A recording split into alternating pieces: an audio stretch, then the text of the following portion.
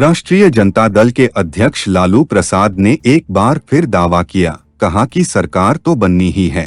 बता दे, राष्ट्रीय जनता दल के अध्यक्ष लालू यादव दिल्ली के लिए रवाना हो गए। दिल्ली जाते वक्त पटना एयरपोर्ट पर पत्रकारों के सामने एक बार फिर लालू प्रसाद अपने पुराने अंदाज में दिखे। पत्रकारों के सवालों का जवाब देते हुए कहा कि नीति आयोग की रिपोर्ट ने नीतीश सरकार के विकास की पोल खोल दी है। रिपोर्ट को देखकर चुल्लू भर पानी में नीतीश कुमार को डूब मरना चाहिए। बिहार में संघी सरकार चल रही है, विकास का ढिंढोरा पीटा जा रहा है, जबकि जमीनी हकीकत कुछ और है। बता दे, बांका उप कोषागार से अवैध निकासी मामले में सीबीआई के विशेष कोर्ट में पेशी होने लालू यादव बिहार आए थे। पेशी के बाद उन्होंने पार्टी कार्यालय में 6 टन का वजनी लालटेन का उद्घाटन किया। इसके साथ ही 1977 में खरीदी गई गाड़ी को भी चलाकर टेस्ट किया, जिसका वीडियो सोशल मीडिया पर खूब वायरल हुआ। पार्टी कार्यालय में आयोजित कार्यक्रम में लालू यादव ने पार्टी नेताओं में लंबी लड़ाई के लिए जोश भरने का काम किया। उन्होंने कहा कि हमने कभी किसी से समझौता नहीं किया। लालू ने अपने कार्यकर्ताओं से कहा कि आप सभी को यही सुझाव देना चाहते हैं कि आप एक होकर चुनाव में जो गड़बड़ी किया गया है उसको सामने लाइए। लालू ने कहा कि आरजेडी सबसे बड़ी ताकत है और सरकार तो बननी ही है। वही आपको बता दे, बिहार में नीतीश की शराबबंदी पर बीजेपी का हमला जारी। अब एक और विधायक ने खोला मोर्चा। विधायक ने कहा, बर्बाद हो रही नई पीढ़ी। जी हां, आपको बता दे, बिहार की नीतीश सरकार के शराबबंदी के खिलाफ बीजेपी का हमला जारी है। अब बेगूसराय से बीजेपी विधायक कुंदन सिंह ने कहा है कि बिहार में शराबबंदी के कारण अपराध से जुड़े मामले बढ़ रहे हैं। इससे 2 दिन पहले बीजेपी के एक अन्य विधायक हरिभूषण सिंह बचौल ने पुलिस पर गंभीर आरोप लगाते हुए राज्य में शराबबंदी कानून को वापस लेने की मांग की थी। बचौल ने तो यहां तक कहा कि प्रतिबंध से सरकारी खजाने को भारी नुकसान हो रहा है। गुरुवार को बेगूसराय से बीजेपी विधायक कुंदन सिंह ने कहा कि जहां राज्य पुलिस शराब के संचालन पर नजर रखे हुए है, वहीं हत्या, अपहरण, बलात्कार, चोरी और अन्य मामले जैसे अपराध बढ़ रहे हैं। बिहार पुलिस अपराधों पर ध्यान नहीं दे रही है। उन्होंने शराब बरामद करने के लिए विवाह स्थलों पर छापे के दौरान एक महिला पुलिसकर्मी के बिना दुल्हन के कमरे में पुलिस के प्रवेश की घटना को दुर्भाग्यपूर्ण करार दिया। उन्होंने कहा कि कोई भी इसे सही नहीं ठहरा सकता।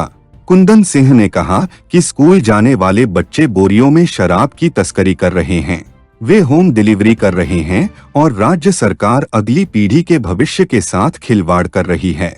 उन्होंने कहा कि इसके अलावा पंचायत चुनाव में शराब माफिया चुनाव लड़ रहे हैं, वे खुलेआम मतदाताओं में शराब बांट रहे हैं, वे चुनाव जीतने और अधिक शक्तिशाली बनने के लिए अवैध कमाई का उपयोग कर रहे हैं। हम किस तरह का समाज बना रहे हैं? गौरतलब है कि राज्य में बीजेपी नेताओं के बयान ऐसे समय आ रहे हैं जब नीतीश कुमार ने शराबबंदी को कड़ाई से लागू करने के आदेश दिए हैं। इसके लिए पुलिस को निर्देश देने के साथ ही राज्य सरकार ने हर सरकारी और निजी क्षेत्र के कर्मचारियों के लिए अपने अपने विभागों से भविष्य में शराब न पीने का हल्फनामा देना अनिवार्य कर दिया है। वही आपको बता दे, बिहार में टाइम पर कोरोना टीका लगवाने पर मिलेगा फ्रिज और टीवी। बिहार सरकार के मंत्री ने बड़ा ऐलान किया। जी हां, आपको बता दे, बिहार में कोरोना की वैक्सीन लगवाने वाले को पुरस्कार मिलेगा।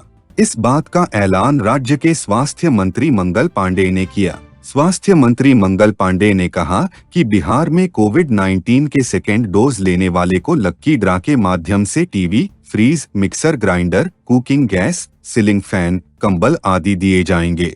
उन्होंने बताया कि कोविड-19 के दूसरे डोज में वृद्धि लाने के उद्देश्य से दूसरे खुराक के लिए निर्धारित तिथि के 7 दिन के भीतर लाभार्थियों द्वारा टीकाकरण कराने पर ही उन्हें ड्रॉ के माध्यम से पुरस्कृत किया जाएगा। मंत्री ने कहा कि लक्की ड्रा की अवधि 27 नवंबर से 31 दिसंबर निर्धारित की गई है। पुरस्कार योजना के तहत हर प्रखंड में 1 विजेता को बम्पर पुरस्कार एवं 10 विजेता को प्रति सप्ताह सांत्वना पुरस्कार आगामी 5 सप्ताह तक दिया जाएगा। इसके तहत प्रखंड स्तर पर 2670 लोगों को बम्पर प्राइज, 26,700 लोगों को सांत्वना पुरस्कार, जबकि मासिक ग्रैंड प्राइज जिला स्तर पर 114 लोगों को दिया जाएगा।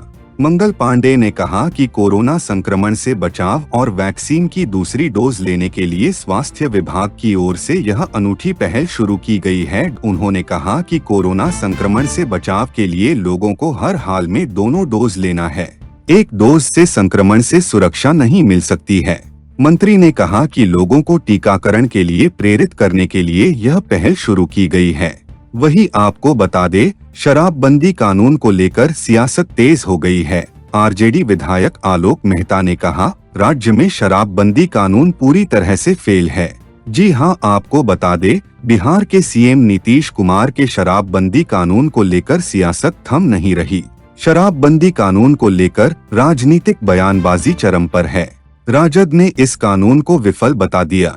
वहीं राजद विधायक आलोक मेहता ने शराबबंदी कानून पर एक बड़ा बयान दे दिया है। उन्होंने कहा है कि जिस तरीके से बीजेपी के विधायक शराबबंदी कानून की समीक्षा के बाद कर रहे हैं, अगर ऐसा चाहते हैं तो समर्थन वापस लेकर बाहर आए। राजद विधायक आलोक मेहता ने कहा कि राज्य में शराबबंदी कानून फेल है। उन्होंने कहा कि जिस सरकार ने पंचायतों में शराब की दुकान को खोलें, उससे शराबबंदी कानून की सफलता की कामना करना विडंबना है। सरकार पिछले 5 सालों से शराबबंदी कानून की सफलता को लेकर काम करने की बात करती है, लेकिन यह नहीं हो पा रहा है। सरकार ने पूरी तरह से इच्छा शक्ति की कमी है। वही शराबबंदी कानून को लेकर बीजेपी आरजेडी विधायक के बयान पर जेडीयू ने पलटवार किया है। जी हां, भाजपा के विधायक कुंदन कुमार सिंह ने शराबबंदी कानून की फिर से समीक्षा करने की मांग करते हुए कहा कि शराबबंदी के कारण बिहार में हत्या समेत तमाम अपराध काफी बढ़ गए हैं। इसके जवाब में राजद के नेता आलोक मेहता ने भाजपा को जदयू से समर्थन वापस लेने की नसीहत दे दी। इधर जदयू ने दोनों नेताओं के बयानों के बाद पलटवार करते हुए कहा कि शराबबंदी कानून वापस लेना असंभव है। जदयू के विधान पार्षद गुलाम रसूल बलियावी ने कहा कि शराबबंदी कानून की सेहत पर इन बयानों का कोई असर नहीं पड़ने वाला है। जब यह कानून बन गया है तो बन गया है, जब शपथ ले लिया है तो ले लिया है। विधान पार्षद गुलाम रसूल बलियावी ने कहा कि देश और दुनिया खूब बढ़िया से जानते हैं कि नीतीश कुमार वे नेता है जो एक बार संकल्प ले लेते हैं, वह पूरा कर दिखाते हैं। इसलिए शराबबंदी कानून वापस लेना तो असंभव है। वही आपको बता दे, नीतीश के मंत्री ने दी चुनौती, हिम्मत है तो 2 पैग पीकर निकलें, पता चलेगा बिहार में शराबबंदी है या नहीं। जी हां, जदयू के 15 साल बेमिसाल कार्यक्रम के सिलसिले में बिहार शरीफ आए जिले के प्रभारी सह शिक्षा मंत्री विजय चौधरी ने शराबबंदी के पक्ष में कड़ा संदेश दिया। कहा, जो लोग कह रहे हैं कि शराबबंदी नहीं है, उनकी हिम्मत हो तो 2 पैग पीकर घर से बाहर आएं, फिर पता चल जाएगा। शराबबंदी को लागू करने की किसी में ताकत नहीं थी। नीतीश कुमार ने राजस्व की परवाह किए बिना शराबबंदी लागू कर दी। उन्होंने कहा था कि पैसे से ज्यादा जरूरी है लोगों की जिंदगी। पहले सूर्यास्त के बाद सभी लोग घर से बाहर नहीं निकलना चाहते थे। शराब पीकर लोग सड़कों पर बवाल करते थे, लेकिन आज किसी की हिम्मत नहीं कि वे शराब पीकर सड़क पर तमाशा करें। यही वजह है कि 15 साल बेमिसाल है। बुधवार को अम्बेर मोहल्ले के चिल्ड्रेन पार्क में जदयू ने समदर्शी नेतृत्व और समावेशी विकास के 15 साल बेमिसाल कार्यक्रम आयोजित किया था। जिले के प्रभारी मंत्री होने के नाते इस कार्यक्रम का नेतृत्व शिक्षा मंत्री विजय चौधरी ने किया।